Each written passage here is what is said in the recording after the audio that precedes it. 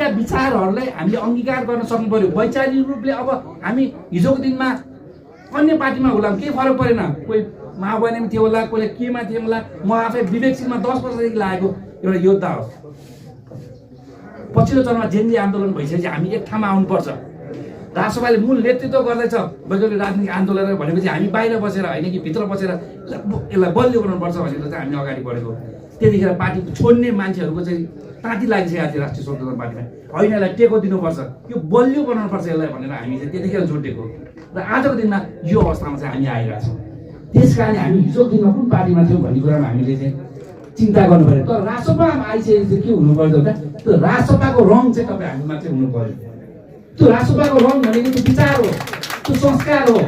आज म सुरुमा आउँदाखेरि त्यहाँ मलाई राखिरहँदा मैले के सोचेको थिएँ, हामी यो संस्कारको होइन, हामी तल र माथि बस्ने संस्कारको होइन, त्यहाँ तलसम्मै बस्ने संस्कार हाम्रो। हामीले एकजना मान्छेलाई कसैलाई चाहिँ सम्मान गरिरहँदा अथवा तपाईँले चाहिँ आतिथ्य गरिरहँदा कसैलाई